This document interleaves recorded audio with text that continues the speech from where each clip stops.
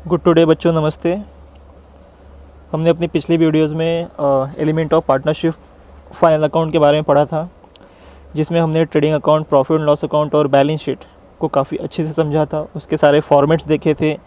उन तीनों अकाउंट्स में क्या क्या एंट्रियाँ होंगी उसके बारे में हमने ध्यान दिया था। कौन सी साइड असेट्स, कौन सी साइड लायबिलिटी, कहाँ पे एक्सपेंसेस के और कहाँ पे लॉस के, कहाँ पे इनकम के और कहाँ पे प्रॉफिट की एंट्रियाँ होंगी। हमने सब डिटेल में पढ़ने की पूरी कोशिश की थी। आई होप आपने पिछली वीडियो ज़रूर देखी होगी, क्योंकि आज हम उसके आगे थोड़ा चलेंगे और नेक्स्ट हम पढ़ने वाले हैं आज एडजस्टमेंट्स। अब एडजस्टमेंट्स क्या होते हैं? जब भी आपको फाइनल अकाउंट का क्वेश्चन मिलेगा तो वहाँ पर एक ट्रायल बैलेंस होता है जो लेज़र अकाउंट के बैलेंस होते हैं, राइट। उसके नीचे एक इन्फॉर्मेशन होती है, वो इन्फॉर्मेशन ही हमारा एडजस्टमेंट्स होता है। अब एडजस्टमेंट क्या होते हैं? किसी भी कंपनी में साल भर में जो भी ट्रांजैक्शन गलती से रह जाते हैं, यानी उनकी एंट्रियाँ नहीं होती हैं, उस एंट्री को हम साल के एंड में करते हैं, उन्हीं को हम एडजस्टमेंट्स बोलते हैं। कुछ एंट्रियाँ ऐसी भी होती हैं जो गलती से गलत अकाउंट में इफ़ेक्ट कर दी जाती हैं या गलत अकाउंट में एंट्री हो जाती हैं। सो उसको करेक्ट करने के लिए भी हम एडजस्टमेंट का यूज़ करते हैं। तो आपको हर क्वेश्चन में, हर फाइनल अकाउंट के ईच एंड एवरी क्वेश्चन में आपको ट्रायल बैलेंस के साथ साथ कुछ एडिशनल इन्फॉर्मेशन मिलेगा, जिसे हम एडजस्टमेंट्स कहते हैं। तो उन एडजस्टमेंट्स को हमको करना कैसे? सबसे पहली बात, हर एडजस्टमेंट्स के, चाहे जितने भी एडजस्टमेंट्स हो, सारे एडजस्टमेंट्स के दो इफ़ेक्ट होंगे, यानी उन एडजस्टमेंट्स की दो एंट्रियां होगी। वाई? बिकॉज हम जो है डबल एंट्री सिस्टम फॉलो करते हैं। सो डबल एंट्री सिस्टम के हिसाब से कोई एक इफ़ेक्ट डेबिट में और कोई एक इफ़ेक्ट क्रेडिट में हमेशा मिलेगा आपको। ओके, यहाँ पर मैंने कुछ कॉमन एडजस्टमेंट्स लिखे हैं जो ऑलमोस्ट क्वेश्चन में आने के पूरे चांसेस होते हैं। चाहे आपका बोर्ड एग्ज़ाम हो गया या स्कूल का एग्ज़ाम हो गया, सारे एग्ज़ाम्स में आने के पूरे चांसेस होते हैं। ओके, सो हम ट्राई करेंगे एक एक करके समझने का और आगे बढ़ेंगे। तो सबसे पहले है क्लोजिंग स्टॉक। क्लोजिंग स्टॉक जो होता है वो किसी भी कंपनी के फाइनेंशियल ईयर ख़त्म होने के बाद जो कंपनी के लास्ट में जो स्टॉक बच जाता है उसे हम क्लोजिंग स्टॉक कहते हैं। जैसे रॉ मटेरियल का स्टॉक, फिनिश गुड्स का स्टॉक या सेमी फिनिश गुड्स का स्टॉक, जितने भी स्टॉक होते हैं उन सारे मिलाकर हम क्लोजिंग स्टॉक उन्हें कहते हैं।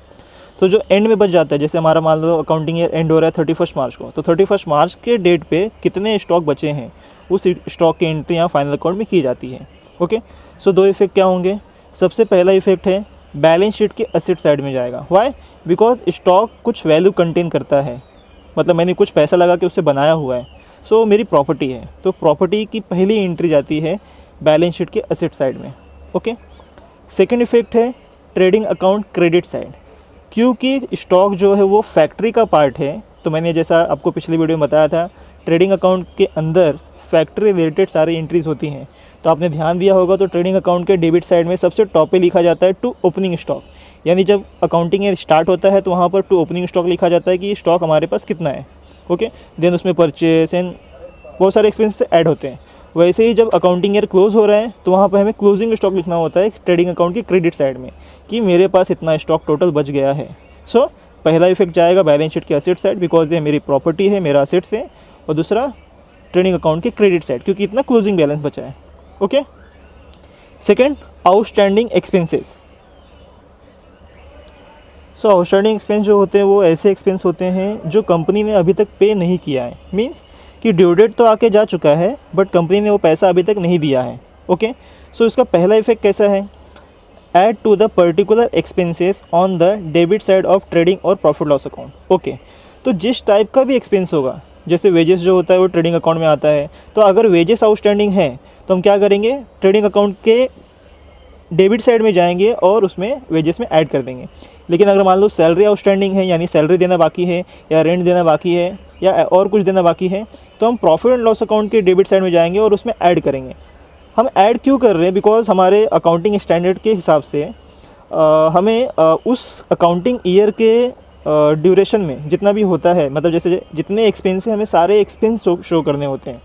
अगर फॉर एग्जांपल मैं पकड़ लूँ कि अगर सैलरी टोटल पर मंथ है 1000, ओके, और मेरे एडजस्टमेंट में नज़र आता है मुझे कि मैंने सिर्फ एडजस्टमेंट में आउटस्टैंडिंग में भी 5000 अभी है। ओके, पर मंथ के हिसाब से 12000 होना चाहिए। ओके, तो मे भी मान लो मैंने सिर्फ 7000 ही दिया था और एडजस्टमेंट में दिख रहा है कि 5000 बाकी है देना, जो मैंने पे नहीं किया है बट बाकी है।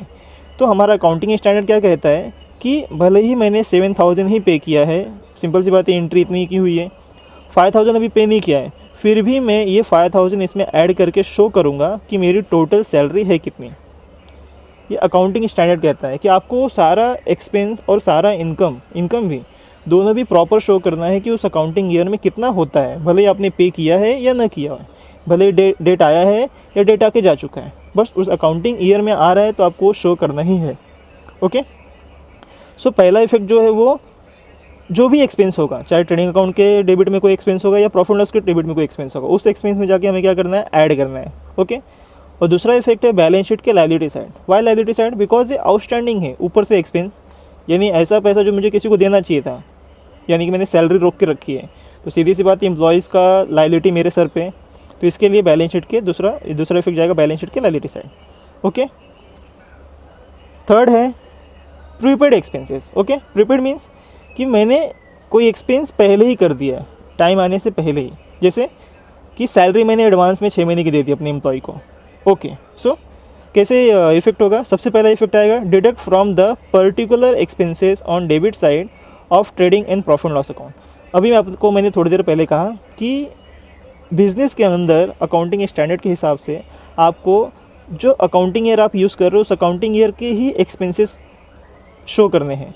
अगर मान लो मैंने किसी एम्प्लॉय को 2 साल का सैलरी पहले से दे दिया है, तो मैं 2 साल का एक ही साल में शो नहीं कर सकता, तो मुझे वो जो क्या करना पड़ेगा, उस एक्सपेंस में से वो माइनस करना पड़ेगा 1 साल का, क्योंकि मैंने गलती इन द सेंस मैंने 2 साल का एंट्री किया है, तो 2 साल की एंट्री नहीं कर सकते हमको कितने साल की एंट्री करनी है, सिर्फ 1 ही साल का शो करना है, उस अकाउंटिंग ईयर में कितना सैलरी मैं दे रहा हूँ। इसके लिए मुझे क्या करना पड़ेगा, माइनस करना पड़ेगा उस एक्सपेंस में से। हो सकता है मैंने वेजेस ज़्यादा दिया हो तो ट्रेडिंग अकाउंट में जाके माइनस करूँगा, सैलरी ज़्यादा दिया हो तो रेंट ज़्यादा दिया हो तो प्रॉफिट लॉस में, जो भी मैंने ज़्यादा पे किया है, प्रीपेड मतलब मैंने ज़्यादा पे किया तो मैं माइनस करूँगा उस एक्सपेंस में से। ओके, और दूसरा हो जाएगा मेरा बैलेंस शीट एसेट साइड। क्यों? क्योंकि वो जो अमाउंट मैंने एक्सेस दिया है उसका अभी ड्यू डेट आया नहीं है। जब तक ड्यू डेट नहीं आता किसी भी अमाउंट को जो मैंने पे किया है, तब तक वो क्या होता है, हमारा असेट्स होता है। Okay, so next, income received in advance, यानी प्री रिसीव्ड इनकम, यानी ऐसा इनकम है तो इनकम, पर ये ऐसा इनकम है जो मैंने पहले से ले लिया है। फॉर एग्जांपल मान लो कि मैं रेंट पे किसी को मैंने गाला या रूम देकर रखा है और मैं उसका रेंट गेन करता हूँ, और मैंने रेंट क्या कर दिया, 1 महीने का एडवांस या 1 साल का पकड़ लेते हैं, 1 साल का मैंने एडवांस ले लिया है। सो अभी तक 1 साल कंप्लीट नहीं हुआ है, फिर भी मैंने क्या किया, एडवांस लेके रखा है। तो करेंगे क्या, सबसे पहले deduct from the particular income on the credit side of the profit and loss account. सीधी सी बात है, हमको पता है प्रॉफिट एंड लॉस का जो क्रेडिट साइड है वही इनकम साइड होता है, तो जो मैंने एडवांस लिया होगा वो उसी में नज़र आएगा, तो वहाँ से जाके क्या करूँगा, मैं माइनस कर दूंगा, क्योंकि मैंने ज़्यादा अमाउंट ले लिया है, मतलब अभी तक डेट नहीं आया, जब तक डेट नहीं आएगा तब तक वो मेरा अमाउंट नहीं है, और तब तक मैं उस अकाउंटिंग ईयर में शो नहीं कर सकता। ओके, एंड सेकंड इफेक्ट आएगा बैलेंस शीट के लायबिलिटी साइड। वाई? क्योंकि मैंने किसी का पैसा एक्सेस लेके रखा है, मैंने ज़्यादा ले लिया है, जब तक उसका काम नहीं होता तब तक वो मेरे सर पे बर्डन है, एक टाइप का लायबिलिटी है। इसके लिए बैलेंस शीट के लायबिलिटी साइड दूसरा इफेक्ट, पहला उस इनकम में से माइनस करेंगे जो मैंने ज़्यादा ले लिया है, और दूसरा बैलेंस शीट के लायबिलिटी साइड, बिकॉज मैंने ज़्यादा ले लिया है, पहले ले लिया है, तो मेरे सर पे बर्डन है, एक लायबिलिटी है। Okay, next is income receivable. ये वर्ड ध्यान देना, रिसीवेबल लिखा है। रिसीवेबल का मतलब है कि अभी रिसीव होना बाकी है, यानी ऐसा इनकम जो रिसीव हो जाना चाहिए था, यानी जिसका ड्यू डेट आके चला गया, बट अभी तक वो मुझे मिला नहीं है। ओके, तो क्या करेंगे, add to the particular income on the credit side of the profit and loss account. Yes, अगर मैंने ज़्यादा लिया तो मैं डिडक्ट कर रहा हूँ, और मैंने कम लिया है यानी मुझे अभी तक मिला नहीं है जो मुझे मिल जाना चाहिए, तो मैं क्या करूँगा, ऐड करूँगा। क्यों ऐड करूँगा? क्योंकि ये पैसा मुझे मिलता तो मेरे इनकम में नज़र आता, तो फिर भी मैं शो करूँगा क्योंकि वो मेरे इस अकाउंटिंग ईयर का इनकम है जो मुझे मिल जाना चाहिए था बट अभी तक मिला नहीं है। ओके, तो इसलिए मैं उस इनकम में ऐड करके दिखाऊंगा कि मेरा टोटल इनकम इतना है, जो भी पर्टिकुलर इनकम होगा, इंटरेस्ट, कमीशन, एनीथिंग। ओके, और दूसरा इफेक्ट जाएगा बैलेंस शीट के asset side. Why asset side? क्योंकि वो पैसा मुझे मिल जाना चाहिए था, वो पैसा मेरा है जिसका ड्यू डेट आके जा चुका है। सो जिसके पास भी वो पैसा है जिससे भी मुझे लेना था, वो एसेट से मेरा जो उसके पास पड़ा हुआ है, चाहे वो इंटरेस्ट हो गया, डिविडेंड हो गया, कुछ भी हो सकता है, जो मुझे मिल जाना चाहिए था, मेरा इनकम था बट अभी तक मुझे मिला नहीं, तो मेरा एसेट से जो किसी और के पास पड़ा है। इसके लिए उसको दूसरा इफेक्ट कहाँ जाएगा, एसेट साइड। पहला इफेक्ट ऐड करेंगे उस इनकम में जो अभी तक नहीं मिला है, रिसीवेबल है, और दूसरा वो एसेट साइड में जाएगा बैलेंस शीट के। ओके, नेक्स्ट बैड डेब्ट, एडिशनल और न्यू बैड डेब्ट। ओके, बैड डेब्ट क्या होता है? एकदम सिंपल भाषा में बैड डेट वो अमाउंट होता है जो डूब जाता है पैसा। मीन्स कि मैंने किसी को उधारी में स्टॉक बेचा है क्रेडिट पर, और सामने वाले ने आनाकानी की 6 महीने 7 महीने 1 साल 2 साल 3 साल ऐसे करके वो टालते रहा, और उसने क्या किया, बाद में नहीं दिया या भाग गया है, कुछ भी हो सकता है। सो ऐसे अमाउंट जो नहीं मिलते हैं हमें वापस, यानी बिज़नेस का किसी पे क्रेडिट है बट वो अमाउंट नहीं दे रहा है, तो उसको हम लोग बैड डेट मानते हैं, यानी बैड डेट मान के चलते हैं कि भाई पैसा तो डूब गया। जो डूब जाता है पैसा उसको बोलते हैं बैड डेट। ओके, और ये एडजस्टमेंट में होता है, इसके लिए इसको न्यू बैड डेट भी कहा जाता है। ओके, सो एंट्री कहाँ कहाँ होगी? सबसे पहला इफेक्ट होगा show to the debit side of profit and loss account. Yes, देखो बैड डेट का मतलब है पैसा डूब गया। पैसा डूब गया मीन्स मेरा लॉस हो गया। तो मैंने आपको बताया है कि लॉस हो जाए या एक्सपेंस हो या किसी भी टाइप का लॉस हो, तो एक इफेक्ट हमेशा प्रॉफिट एंड लॉस अकाउंट के डेबिट में जाता ही है, because profit and loss account का डेबिट साइड कौन सा साइड है? Expenses and loss side. तो इस टाइप का कोई लॉस होगा तो मैं क्या करूँगा, सीधा जाऊँगा प्रॉफिट एंड लॉस अकाउंट के डेबिट साइड में एंट्री करूँगा। दूसरा, deduct from sundry debtors in balance sheet asset side. Okay, actually bad debt होता कहाँ पे? जहाँ पे पैसा उधारी होगा। अब पैसा उधारी कब होता है? जब मैं किसी को क्रेडिट पर स्टॉक बेचूंगा। तो क्रेडिट पर जब मैं स्टॉक बेचता हूँ तो मेरे क्या बन जाते हैं? वो मेरे सन्ड्री डेटर्स बनते हैं। जो डेटर्स होते हैं उन्हीं को मैंने क्रेडिट पे स्टॉक बेचा होता है। जैसे मैं क्रेडिट पे स्टॉक परचेस करता हूँ तो सन्ड्री क्रेडिटर्स क्रिएट होते हैं, उनको सन्ड्री क्रेडिटर्स बोला जाता है, जिनसे मैंने उधारी में सामान खरीदा है, और जिनको मैं उधारी में सामान बेच रहा हूँ वो होते हैं सन्ड्री डेटर्स। तो पैसा डूबने का चांस भी वही होता है। तो अगर पैसा डूबा तो सीधी सी बात है मेरे सन्ड्री डेटर्स कम हो जाएंगे, बिकॉज मैंने तो एंट्री करके रखी कि इतना पैसा मिलने वाला है, बट मुझे मालूम पड़ता है ये इंसान पैसा नहीं देने वाला है या नहीं दे रहा है या भाग गया या डूब गया, तो मैं उसमें से वो अमाउंट माइनस कर दूंगा। इसके लिए सबसे पहले डेटर्स में से क्या करूँगा, मैं डिडक्ट करूँगा, और उसके बाद मैं क्या करूँगा, प्रॉफिट लॉस के डेबिट साइड में एंट्री करूँगा, क्योंकि मेरा इतना लॉस हो चुका है। ओके, आगे चलते हैं। नेक्स्ट है प्रोविज़न फॉर डाउटफुल डेब्ट, यानी कि रिजर्व फॉर डाउटफुल डेब्ट, या आप उसे न्यू आरडीडी भी बोल सकते हैं। ये होता क्या है? जैसे अभी हमने पढ़ा कि बैड डेब्ट कौन सा अमाउंट होता है जो फिक्स है, पता चल चुका है कि डूब चुका है, फिक्स होता है कि वो डूब चुका है, वो नहीं मिलने वाला है। बट ये जो अमाउंट होता है ये कंपनी खुद एज्यूम करती है, एक तरह से हम कह सकते हैं कि भाई इतना पैसा हमें और नहीं मिलने के चांसेस हैं। हो सकता है कुछ डेटर्स ऐसे हों जो आजकल या आनाकानी करते हों, या बात जो ड्यू डेट है उसको आगे बढ़ाते जाते हों। ऐसे बहुत सारे लोग होते हैं, हमेशा पाए जाते हैं कि वो जो डेट है वो इंक्रीज़ करते रहते हैं। तो इस सिचुएशन में हमें लगता है कि यार ये तो अमाउंट हमें मिलने वाला ही नहीं है, तो हम उसे क्या मान के चलते हैं कि ये भी पैसा डूबने ही वाला है। तो इसके लिए उसको बोला जाता है प्रोविज़न फॉर डाउटफुल डेट या रिजर्व फॉर डाउटफुल डेट। ये वर्ड इसके लिए बनाया गया कि मुझे डाउट है कि इतना पैसा और डूब सकता है। बैड डेट तो हो गया है, बट उसके अलावा भी मुझे लगता है इतना पैसा और डूब सकता है। तो इसकी एंट्री कैसे होगी? सेम बैड डेट की तरह है, show to the debit side of profit and loss account. Yes, क्योंकि मैं मान के चल रहा हूँ मेरा इतना लॉस होने वाला है, तो उसकी पहली एंट्री कहाँ जाएगी? Debit side of profit and loss account, क्योंकि profit and loss account debit side loss side है। ओके, दूसरा, deduct from sundry debtors in balance sheet asset side. Yes, मैं सन्ड्री डेटर्स में से भी इसको माइनस करूँगा, क्योंकि अगर मुझे लग रहा है कि इतना पैसा और नहीं मिलेगा तो सीधी सी बात है मैं मान के नहीं चलूँगा कि मेरा डेटर्स इतना है, मैं उसको क्या करूँगा, उसको डिडक्ट कर दूँगा, उसको माइनस कर दूँगा। तो एक तो सन्ड्री डेटर्स में से माइनस करूँगा क्योंकि मुझे लग रहा है इतना पैसा नहीं मिलने वाला है, और नहीं मिलने वाला मतलब मेरा लॉस होने वाला है, तो इसके लिए उसकी दूसरी entry profit and loss account के डेबिट साइड में। Okay, next, reserve for discount on debtors. Okay, ये बहुत सिंपल है। डेटर्स को कुछ डिस्काउंट देने की बात हो रही है। अब डेटर्स वो लोग होते हैं जिनसे पैसे मिलने वाले हैं, ये डेटर्स असेट्स होता है। ओके, सो अभी तो एक टाइप का लॉस ही हो गया, तो पहला इफेक्ट कहाँ जाएगा? Show to the debit side of profit and loss account, add to discount allowed. Okay, तो सबसे पहले डेबिट साइड में जाके प्रॉफिट लॉस के शो करना है, यानी वहाँ पे एंट्री करनी है प्रॉफिट लॉस के डेबिट साइड में। वाई? क्योंकि मैं डेटर्स को डिस्काउंट दे रहा हूँ, तो मेरा डेटर्स कम हो जाएगा, मेरा असेट्स माइनस हो जाएगा, कम हो जाएगा, डिडक्ट हो जाएगा। इसके लिए पहला इफेक्ट प्रॉफिट लॉस के डेबिट साइड, और अगर कोई वहाँ पे डिस्काउंट ऑलरेडी है तो उसमें जाके ऐड कर दूंगा, नहीं है तो मैं सिंपली लिखूंगा डिस्काउंट ऑन डेटर्स। और दूसरा इफेक्ट है deduct from sundry debtors in balance sheet assets side. Very simple कि भाई मैं डेटर्स पे डिस्काउंट दे रहा हूँ, तो सिंपल सी बात है मैं सन्ड्री डेटर्स में से माइनस करूँगा उसे, क्योंकि मेरा डेटर कम होगा, तो यहाँ से माइनस करूँगा, मेरा डेटर कम हो जाएगा, यानी मुझे लॉस हो रहा है। दूसरा इफेक्ट प्रॉफिट लॉस के डेबिट साइड। ओके, थर्ड है डेप्रिशिएशन। ये बहुत ही यूजुअल है, जैसे क्लोजिंग स्टॉक है, आउटस्टैंडिंग एक्सपेंस था, प्रीपेड इनकम था, सारी चीज़ें थी, वैसे ही ये डेप्रिशिएशन भी है जो एकदम कॉमन है, हमेशा आता है fix asset. I hope depreciation सबको मालूम है। Reduction in the value of assets, किसी भी असेट्स की कुछ भी जो वैल्यू कम होती है, जो कंपनी डिसाइड करती है कि हर साल इतनी वैल्यू कम होगी, जो भी नॉर्म्स है उसके हिसाब से, सो उसको हम डेप्रिसिएशन बोलते हैं। तो कैसे करेंगे, very simple, show the debit side of the profit and loss account. Yes, मेरे एसेट्स की वैल्यू कम होती है उस सिचुएशन में, तो उस सिचुएशन में मुझे क्या हो रहा है, लॉस हो रहा है ना। मेरा जो एसेट्स है 1 लाख का है, मैं भी 10% से वो डेप्रिशिएट हो रहा है, तो अगले साल वो 90 का हो जाएगा, 90,000 का। सो 10,000 का मेरा लॉस हो गया। तो जो लॉस हो गया उसकी एंट्री कहाँ होगी, प्रॉफिट एंड लॉस अकाउंट के डेबिट साइड। और उससे भी पहले जो एंट्री होती है वो कहाँ होती है, less from the particular assets in balance sheet asset side. और जो दूसरी एंट्री होगी वो होगी असेट साइड में, उस एसेट्स में से माइनस करूँगा।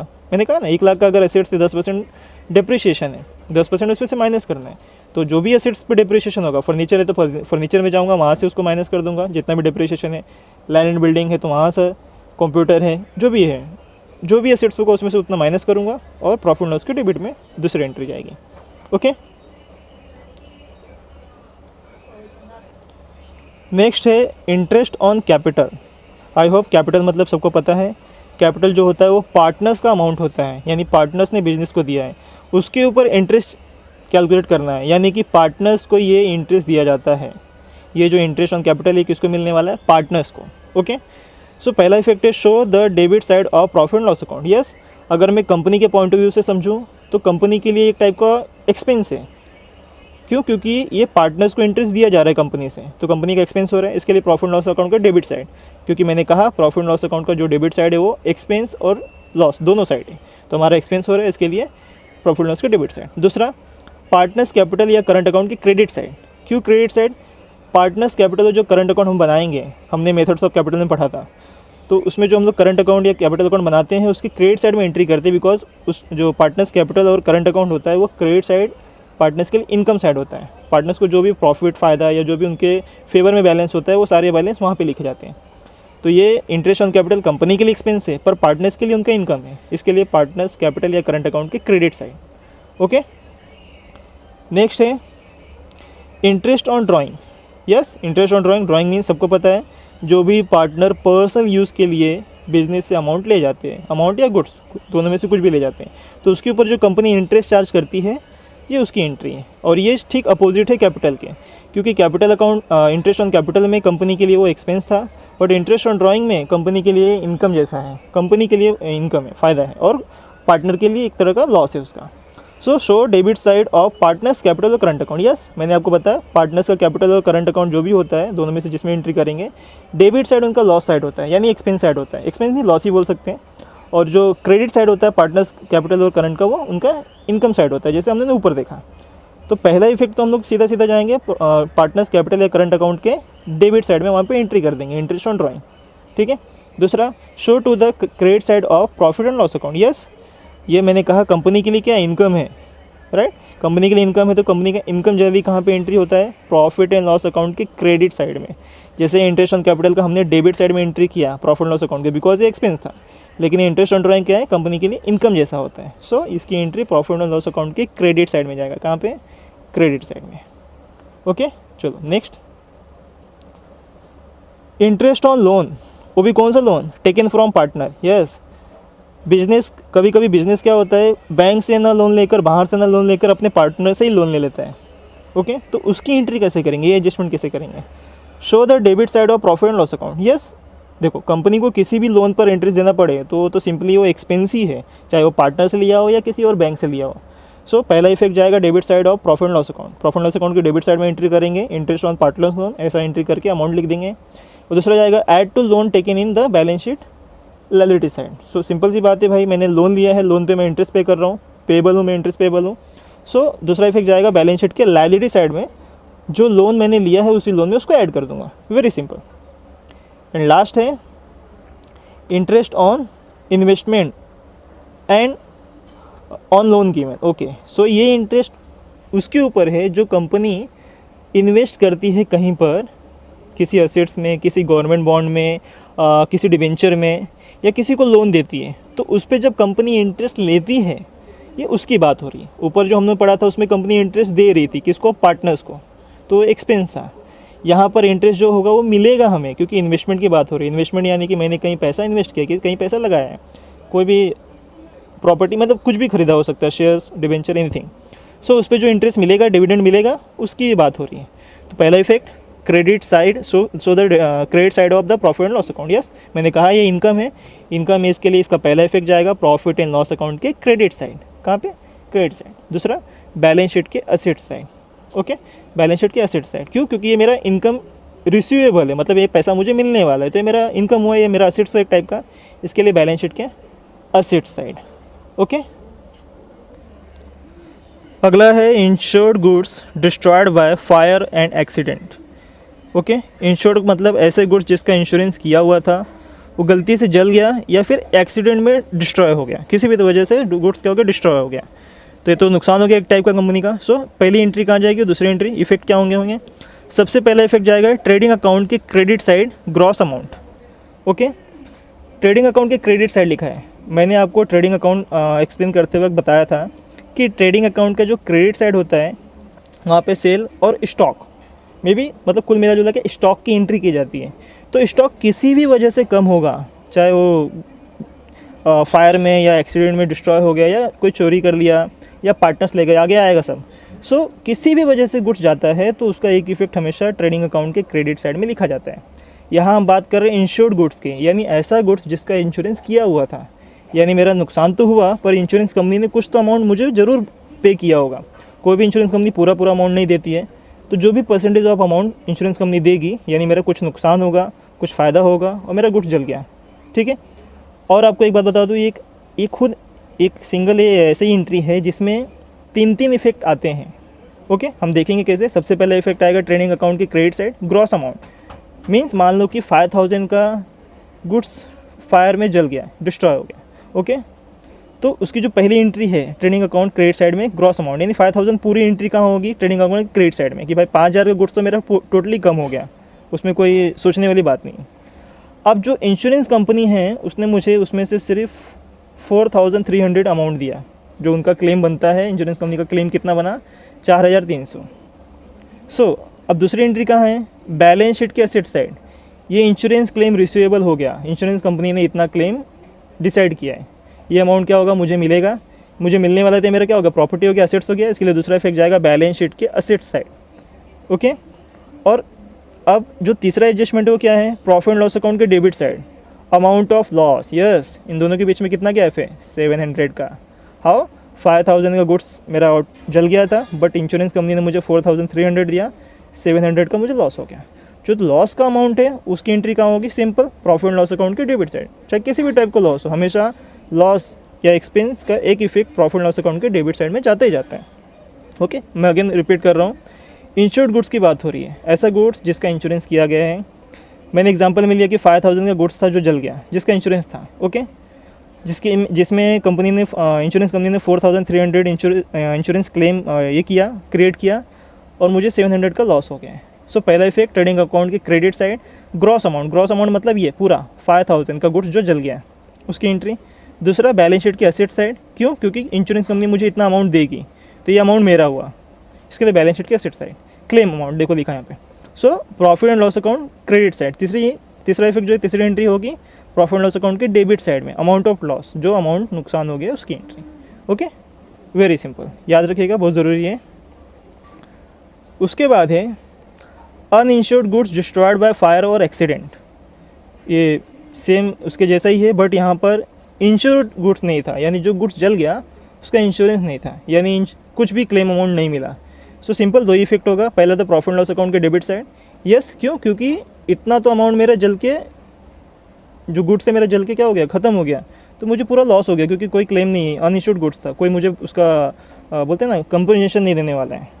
सो दूसरा, so the credit side of the trading account. और दूसरा इफेक्ट जैसा मैंने आपको बताया कि गुड्स किसी भी वजह से कम होगा, तो एक इफेक्ट हमेशा जाएगा ट्रेडिंग अकाउंट के क्रेडिट साइड में। Okay, next, goods stolen. Stolen यानी चोरी हो गया, सिंपल, यहाँ पे गुड्स की बात हो रही है। चोरी हो गया तो सीधी सी बात है कि वो कोई भर के देने वाला नहीं है। सो प्रॉफिट एंड लॉस अकाउंट के डेबिट साइड में, क्योंकि मेरा इतना लॉस हो गया। और दूसरा effect, show the credit side of the trading account. Same, कि भाई गुड्स कम हुआ है, इसके लिए ट्रेडिंग अकाउंट की क्रेडिट साइड में एक एंट्री जाएगी, और लॉस हुआ है इसके लिए प्रॉफिट एंड लॉस अकाउंट के डेबिट साइड में। ओके, ये एडजस्टमेंट ध्यान देना ज़रूरी है थोड़ा, क्योंकि ये रेगुलर है generally. Goods distributed as free samples, यानी मैंने गुड्स क्या किया? फ्री में बांट दिया एज अ सैम्पल। हो सकता है कि मैंने कोई नया प्रोडक्ट बनाया हो, नया पैटर्न बनाया हो, नया लुक दिया हो। सो अपने कस्टमर्स को टेस्ट करने के लिए, अपने कस्टमर्स को यूज़ करने के लिए, उनका फीडबैक लेने के लिए मैं फ्री में, कंपनी क्या करती है, डिस्ट्रीब्यूट कर देती है अपने होलसेलर्स को, रिटेलर्स को। सो उसकी एंट्री कैसे होगी? Profit and loss account debit side. Yes, simple सी बात है, मैंने फ्री में बांटा है, बट वो बना फ्री में नहीं था। गुड्स बनाने के लिए कैपिटल लगा होगा, पैसा लगा होगा, तो जो भी नुकसान हुआ उसकी entry profit and loss account के डेबिट साइड। अगर वहाँ पे एडवर्टाइजमेंट है तो उसमें ऐड करेंगे, क्योंकि फ्री में बांटने का मीनिंग ही होता है कि हम एडवर्टाइजमेंट कर रहे हैं। क्या कर रहे हैं हम? एक टाइप का एडवर्टाइजमेंट। तो मे बी अगर एडवर्टाइजमेंट दिख रहा है तो वहाँ पे ऐड करेंगे, अदरवाइज हम डायरेक्टली लिखेंगे goods distributed as free sample. कहाँ पे? प्रॉफिट एंड लॉस अकाउंट के डेबिट साइड। दूसरा, show credit side of trading account. अभी मैंने ऊपर हम इतना सब पढ़ते आ रहे हैं कि गुड्स किसी वजह से कम होगा तो उसकी एक entry trading account credit side में जाएगी। और उसमें लास्ट है goods withdrawn bye partner for personal use. ये तो ड्राइंग हो गया एक टाइप का, लेकिन यहाँ ड्राइंग में पार्टनर क्या ले जा रहे हैं? Goods. So to the debit side of partners capital और करंट अकाउंट। अभी हम लोगों ने ऊपर पढ़ा था इंटरेस्ट ऑन ड्राइंग। तो इंटरेस्ट ऑन ड्राइंग हो या ड्राइंग हो, वो दोनों ही पार्टनर्स के लिए एक टाइप का एक्सपेंस होता है, एक टाइप का लॉस होता है। तो पार्टनर्स कैपिटल या करंट अकाउंट के डेबिट साइड में वो एंट्री जाती है। तो यहाँ पर ये जो भी गुड्स उन्होंने विड्रॉ किया उसकी एंट्री कहाँ जाएगी? पार्टनर्स करंट या कैपिटल अकाउंट के डेबिट साइड में जाएगी। और नेक्स्ट लास्ट है सेकेंड इफेक्ट है show to the credit side of trading account. Simple, जैसे गुड्स मैंने कहा कम हो जाएगा, तो यहाँ पे भी पार्टनर्स ले जाएंगे तो गुड्स कम हो जाएगा। कम हो जाएगा मीन्स उसकी एक एंट्री कहाँ जाएगी? ट्रेडिंग अकाउंट के credit side. Okay, so next है अनरिकॉर्डेड परचेस। बहुत ही इंपॉर्टेंट है आगे के चार एडजस्टमेंट, ध्यान से देखिएगा, क्योंकि टोटल 22 एडजस्टमेंट हमने 18 एडजस्टमेंट पढ़ लिए, 18 एडजस्टमेंट, ये 19 है। अनरिकॉर्डेड परचेस, वेरी सिंपल, ऐसा परचेज जिसको रिकॉर्ड नहीं किया गया है, किसी वजह से रह गया रिकॉर्ड करना, या फिर अकाउंटिंग ईयर के एंड में ही हमने परचेज़ किया था जो गलती से उसकी एंट्री नहीं हो पाई है। ओके, कुल सब मिला जुला के जिसकी एंट्री नहीं हुई है, ऐसा परचेज जिसकी एंट्री नहीं हुई है। So how will be the effect? Add to purchase on debit side of trading account. Yes, purchase कहाँ लिखा जाता है? ट्रेडिंग अकाउंट के डेबिट साइड में। अनरिकॉर्डेड परचेज, यानी मैंने परचेज तो किया बट मैंने रिकॉर्ड नहीं किया था। सिंपल सी बात है, मैं परचेज में जाऊंगा, ऐड करूंगा, वेरी सिंपल, उसमें ऐड करके दिखाना पड़ेगा भाई मैंने ये भी परचेज किया था। दूसरा effect, add to creditors on the liability side of balance sheet. Why? क्योंकि बिजनेस में माना जाता है जो परचेस होता है, ये परचेस कौन सा परचेस है? जनरली रॉ मटेरियल का परचेस है। तो जो भी रॉ मटेरियल का परचेस होता है बिजनेस के अंदर जनरली क्रेडिट में परचेस किया जाता है, या इवन सेल भी किया जाता है तो क्रेडिट मान के किया जाता है। बिजनेस का जो एस्पेक्ट है वो क्रेडिट पे ज़्यादा चलता है, कैश पे कम। तो यहाँ पे भी हमें यही हमेशा मान के चलना है कि जब भी अनरिकॉर्डेड परचेस या अनरिकॉर्डेड सेल आया तो हम क्रेडिट पे हो रहा है ऐसा मान के चलेंगे। तो सिंपल सी बात है, अगर मैंने क्रेडिट पे परचेस किया है तो मेरा क्या बढ़ जाएगा? क्या इंक्रीज़ हो जाएगा? लायबिलिटी इंक्रीज़ होगी। लायबिलिटी में क्या इंक्रीज़ होगा? क्रेडिटर्स, क्योंकि क्रेडिटर्स ही वो लोग होते हैं जिनसे मैंने उधारी में सामान गुड्स परचेस किया है, रॉ मटेरियल परचेस किया है। ओके, इसके लिए पहला इफेक्ट था परचेस में ऐड करेंगे क्योंकि एंट्री नहीं हुई है।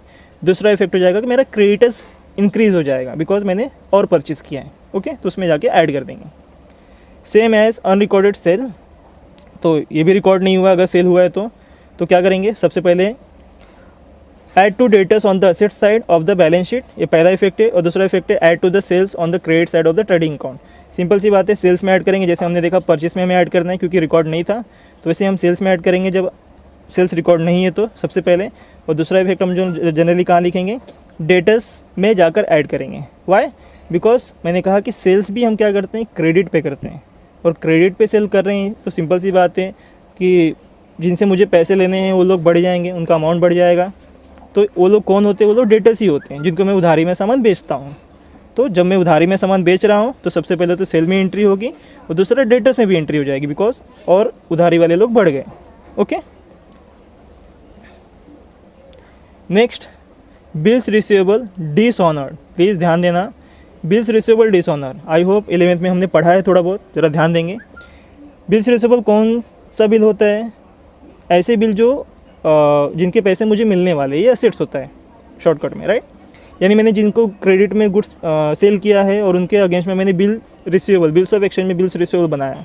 ओके, वो क्या हो गया? डिसऑनर हो गया। डिसऑनर का मतलब है कि जिस डेट का वो बिल था मैं उस डेट पर गया पैसा लेने के लिए सामने वाले पार्टी से, और उस बिल का पैसा मुझे नहीं मिला उस डेट पर।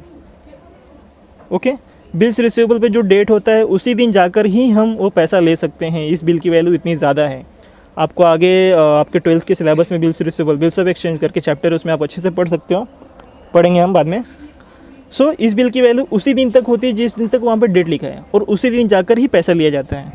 तो मैं उस दिन गया और मैंने पैसा मांगा सामने वाली पार्टी से, या सामने वाले ने नहीं दिया, या फिर सामने वाला अवेलेबल नहीं था, आउट ऑफ टाउन था, एनीथिंग, एनी रीज़न, वो अगर बिल का पैसा मुझे नहीं मिलता है तो उसको बोलेंगे बिल्स रिसीवेबल क्या हो गया, डिसऑनर हो गया। तो एंट्री क्या होगी, add the amount of bill dishonour to sundry debtors in the balance sheet of asset side. यहाँ पे लिखा है कि भाई सन्ड्री डेटर्स में जाके उसे ऐड कर देना है। क्यों ऐसा बोल रहे हैं, क्योंकि जो बिल्स रिसीवेबल है उस बिल की वैल्यू उसी दिन तक होती है, यानी उस दिन के बाद उस बिल की वैल्यू ज़ीरो हो जाएगी। तो अगले दिन जब मैं जाऊँगा और उस बिल को लेकर सामने वाली पार्टी से पैसा लूँगा तो उसकी कोई वैल्यू नहीं रह जाएगी, क्योंकि तब वो पार्टी बिल्स रिसीवेबल नहीं रह गई। मुझे पैसा तो लेना है पर बिल क्या हो गया, बिल कैंसिल हो गया, यानी बिल की वैल्यू कम हो गई। वो अब मेरा क्या बन जाएगा, वो अब मेरा बन जाएगा डेटर्स, जिससे मुझे पैसे लेने हैं। क्योंकि डेटर्स, सन्ड्री डेटर्स और बिल्स रिसीवेबल दोनों ही कंडीशन में हमने क्रेडिट में स्टॉक सेल किया है, इस दोनों का मतलब यही होता है। बट इस कंडीशन में हमने एक बिल बनाया है, इस कंडीशन में हमने कोई बिल नहीं बनाया है, ऐसा होता है। दूसरा effect, deduct the amount of bill dishonoured from bills receivable. तो अगर हम रिवर्स में समझे तो दूसरे इफेक्ट से तो यहाँ पर क्या नज़र आ रहा है कि भाई बिल की वैल्यू ज़ीरो हो गई, तो सीधी सी बात है बिल्स रिसीवेबल में उतना अमाउंट नहीं नज़र आना चाहिए। तो मैं क्या करूँगा, बिल्स रिसीवेबल में से उतना माइनस कर दूँगा, क्योंकि वो बिल अब रहा नहीं, वो बिल कैंसिल हो चुका है। ओके, तो लेकिन मुझे सामने वाली पार्टी से पैसा तो लेना है, इसके लिए अब मेरा क्या बन जाएगा, सन्ड्री डेटर्स। तो यहाँ से माइनस करूँगा और यहाँ पे क्या करूँगा, बिल्स रिसीवेबल के ही अपोजिट है, बिकॉज डिडक्ट करूँगा बिल्स रिसीवेबल में से और ऐड कर दूंगा सन्ड्री डेटर्स में। तो सेम ओके, ये बिल ऐसे बिल हैं जिनके पैसे मुझे देने हैं। एंड लास्ट, तो कोई आया अपना बिल लेकर और मुझसे पैसे मांगा, मे बी मैं नहीं दे पाया या मैं बाहर था, किसी वजह से मैं भी पैसे नहीं दे पाता हूँ, तो भी क्या हो जाएगा, बिल्स पेबल डिसऑनर। सो इसका इफेक्ट क्या क्या होगा, सबसे पहले add the amount to bill dishonour to sundry creditors. जैसे यहाँ पे सन्ड्री डेटर्स में ऐड करना था, वाई, क्योंकि बिल्स रिसीवेबल डिसऑनर हो चुका था। वैसे बिल्स पेबल भी जब डिसऑनर होगा तो मैं सन्ड्री क्रेडिटर्स में ऐड करूँगा। क्यों, उसको समझते हैं दूसरे इफेक्ट से। कैसे, deduct the amount of bill dishonour from bills payable. Why, क्योंकि मैंने कहा है कि बिल्स पेबल हो या बिल्स रिसीवेबल हो, जब वो बिल डिसऑनर होता है तो उसकी वैल्यू ज़ीरो हो जाती है, यानी वो बिल कैंसिल हो जाता है। यानी मैंने बिल्स पेबल के नाम पे जो एंट्री की है अब वो बिल रहा ही नहीं, क्योंकि उस डेट के बाद उसकी वैल्यू नहीं होती है।